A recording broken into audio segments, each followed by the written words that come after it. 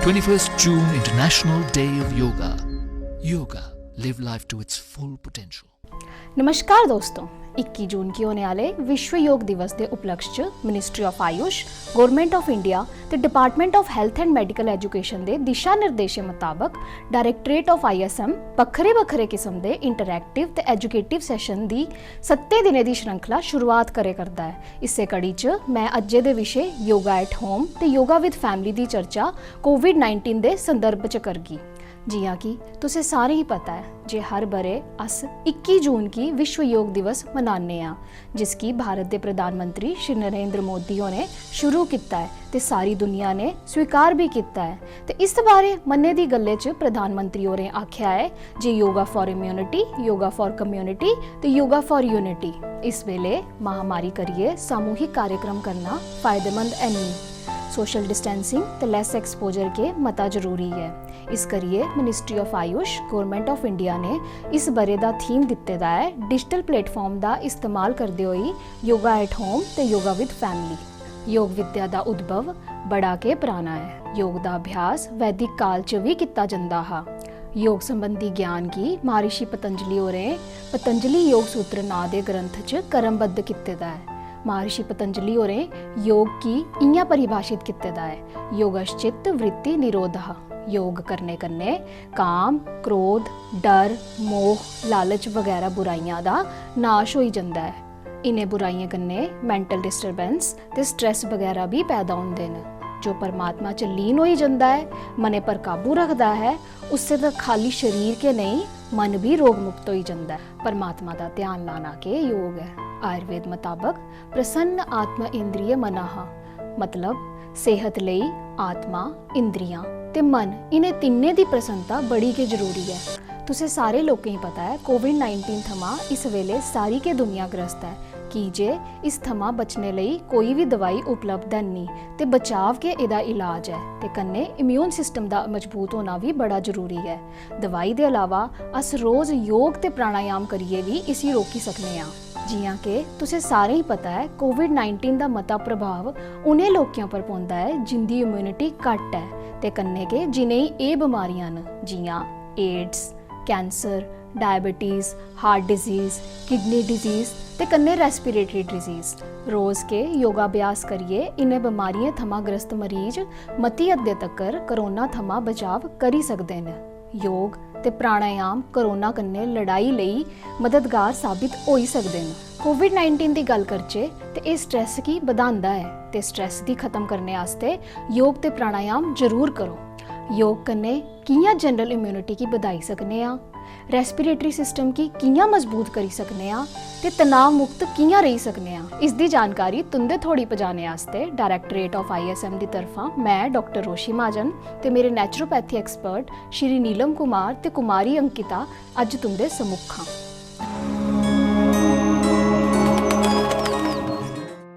अपने परमात्मा की चेता करते हुए अस योगाभ्यास की शुरुआत कर गए।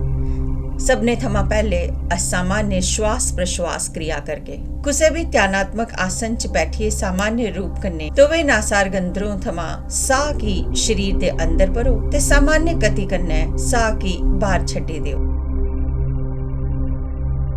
एदे परंत अस इससे सामान्य श्वास प्रश्वास क्रिया की तीव्र या तेज गति कन्ने करके ये प्रक्रिया अस 10 थमा 30 सेकंड्स तक करी सकने आ।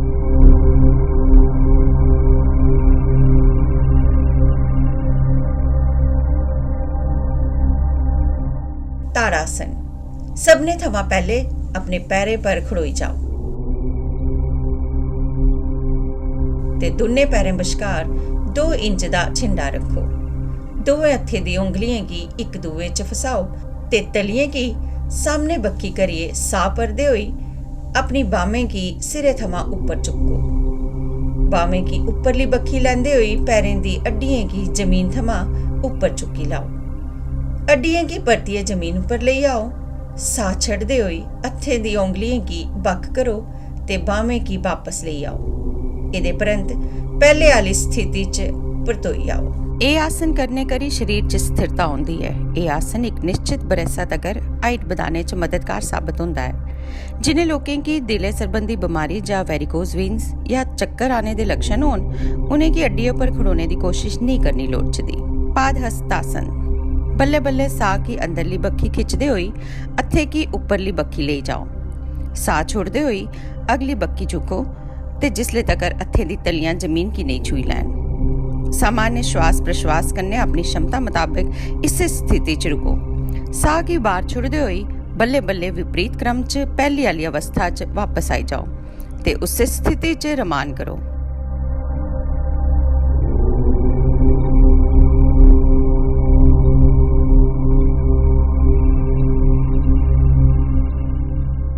ये आसन जठराग्नि प्रदीप्त करता है, कब्ज ते मासिक धर्म वाली परेशानियां थवा बचाता है। हृदय विकार, उदर शोध, अर्निया, अल्सर, चक्कर आने संबंधित बीमारियां ते गर्भावस्था दौरान इस आसन का अभ्यास नहीं करना लोड़चदा। अर्ध चक्र आसन दोने हथें दी उंगलियां कन्ने लक की बगल थमा पकड़ो। सिरै की पिछली बक्की झुकांदे हुए ग्रीवा दी मांसपेशियां की खिंचो। साह लेंदे हुए कटी भाग थमा पिछले पासे झुकना लोड़चदा। इस स्थिति च अपनी क्षमता मुताबिक रुको ते सामान्य रूप च साह लेंदे रहो। साह की अंदरली बक्खी खिंचते हुए बल्ले बल्ले पहली अवस्था च आई जाओ। इस आसन करने मेरुदंड लचीला, मांसपेशियां ते नाड़ियां मजबूत बनदियां हन। सर्वाइकल स्पॉन्डिलाइटिस च भी ये फायदेमंद है। ये श्वसन क्षमता की ਵਧਾਉਂਦਾ भी है। जेकर तुसें चक्कर आउंदे न तां इस आसन का अभ्यास मत करो। मते ब्लड प्रेशर वाले पिछे झुकदे बारी सावधानी बरतन। वज्रासन की स्थिति च बेही जाओ। रोटी खाने परंत किते जाने वाला ये एकमात्र आसन है।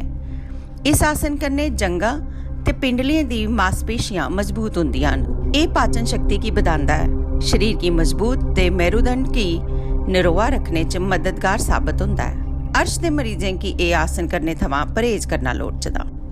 उष्ट्रासन गोडे पार खड़ोई जाओ। हथें की नितंबे पर इयां टिकाओ जे उंगलियां जमीन बक्खी होन। उन सिरे की पिछली बक्खी झुकांदे हुए ग्रीवा दी मांसपेशियां खिंचो। साह की अंदर खिंचो ते अपने धड़ की जिन्ना संभव हो सकदा झुकाओ। सामान्य रूपा च साह लेंदे रहो ते अपनी क्षमता मुताबिक इस स्थिति च बने दे रहो। साह अंदरली बक्खी खिंचदे हुए सामान्य अवस्था च वापस आई वज्रासन च बेही जाओ। इस आसन कन्ने पिठ ते मुंडी दियां मांसपेशियां मजबूत होंदियां हन। पिट्ठी दी पीड़ थमा भी मुक्ति मिलती है। सिर ते हृदय क्षेत्र च रक्त संचार बधदा है।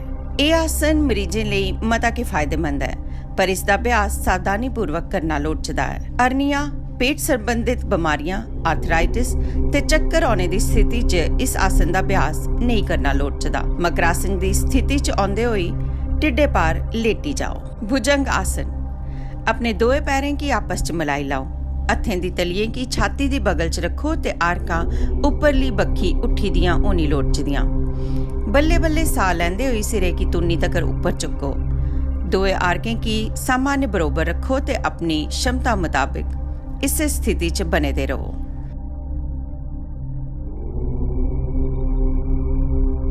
परतिए साह की छुटते हुए अपनी मुंडी की जमीन पर शिथिल होन दियो ते मकरासन की अवस्था च रमान करो।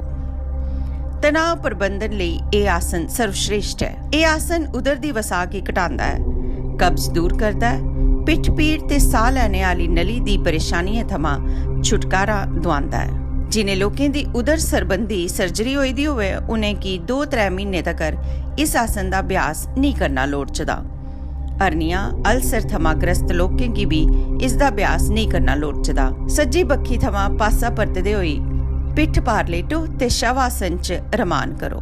सेतुबंद आसन दोने पैरें की गोडे थमा मोड़ते हुए अड्डियों की नितंबे तक ले आओ। हथे कन्ने पैरें दे गीटें की मजबूती न पकड़ो ते गोडे ते पैरें की इक्को सीध च रखो।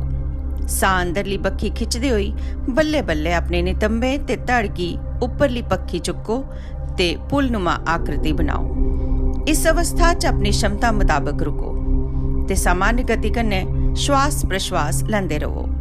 साह बाहर छोड़ते हुए बल्ले बल्ले अपनी मूल अवस्था च आई जाओ ते शवासन च लेटिए रमान करो। ये आसन अवसाद परेशानियां थमां मुक्त करता है। लक्का दे खलके हिस्से दी मांसपेशियां की मजबूत करता है। उदर दे अंगे च कसाव लेई आउंदा है, पाचन शक्ति बधांदा है ते कब्ज थमां छुटकारा दुआंदा है। कन्ने के साह सरबंधी मरीजें लेई भी खासा हितकारी है। अल्सर ते हरनिया थमां ग्रस्त रोगियों की यह आसन नहीं करना लोड़चदा। खब्बी बक्खी थमां पासा परतिए कुसै भी ध्यान आह्ले आसन च लेटी जाओ। हून अस प्राणायाम पासे अग्गे बधने आं। कपालभाति प्राणायाम। अपनी अक्खियां की बंद करिए अपने पूरे शरीर की शिथिल करी लाओ। दवे नासिका रंध्रे थमां डूंगा साह लाओ ते अपनी छाती की फैलाओ।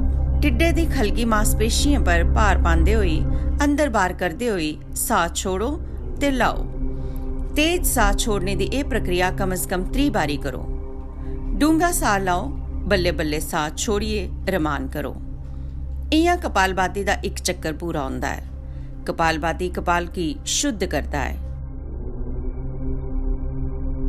ये जुकाम, साइनोसिटिस, अस्थमा ते साह लेने वाली संबंधी संक्रमण च फायदेमंद हुंदा है।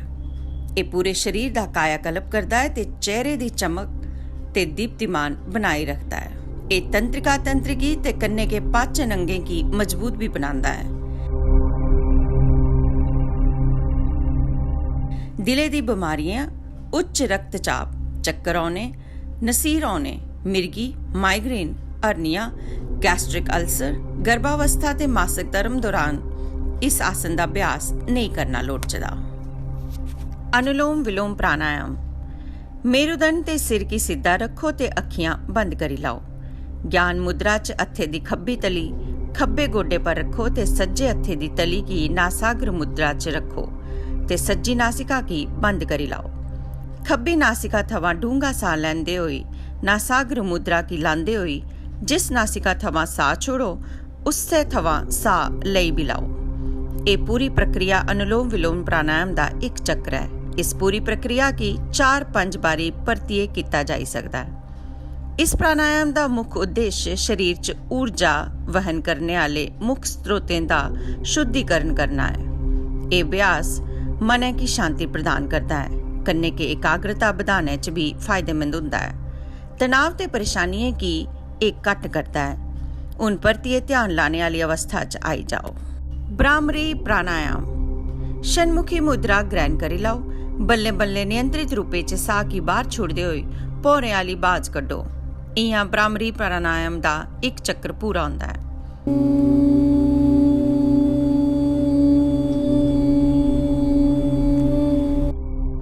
इसकी 3-4 बारी दोहराओ। भ्रामरी प्राणायाम का अभ्यास तनाव, परेशानी ते रोग की घटाता है। यह महत्वपूर्ण शांतिकारक अभ्यास है जो तनाव संबंधी विकारें की दूर करने च बड़ा के फायदेमंद है। एकाग्रता ते ध्यान की पहली अवस्था च भी फायदेमंद है। परतिए ध्यान लाने वाली अवस्था च आई जाओ। रो ते तनाव थमां दूर होने गित्ते अपने मने दे पैड़े ख्याल थमां काबू च रखना लोड़चदा। मैंटल हैल्थ लई रो ते तनाव थमां दूर रोना, इंटरपर्सनल रिलेशन चंगे रखने, मॉरल वैल्यूज बनाई रखना मानसिक स्वास्थ्य लई अत्यंत जरूरी है। ये मनुख दे मने दी एकाग्रता बनाई रखते हैं, जाने के मनुख दे माइंड की फोकस्ड रखते हैं। हून अस ध्यान कियां लाया जाता है इस विषय बारे च दसगे। अपने मुंह की थोड़ा उपरली बक्खी चुक्किए एकाग्रचित होइए बेही जाओ। बिजन कुसै बक्खी खास ध्यान लाए दे सिर्फ अपने भवें बश्कार हल्का ध्यान लाओ ते अपने औंदे जंदे साएं की महसूस करो। अपने पूर्व विचारें की छुड़ने की कोशिश करो ते पवित्र ते निर्मल विचारें की मनै च आनने की कोशिश करो। इस स्थिति च ध्यान लाइए किश चिरे तकर बेही जाओ। ध्यान योगाभ्यास का सबने शा अहम हिस्सा है। ये अभ्यास करने वाले की नकारात्मक भावनाएं थमां दूर रखता है। डर, रोह, अवसाद, परेशानी सब दूर करता है ते सकारात्मक भावनाएं की विकसित करने च मदद दिंदा है। पूरे शरीर की ते दिमागा की उचित रमान दिंदे हुए उन्हें की तरोताजा करता है। ध्यान आत्म अनुभूति पासे ले जाता है।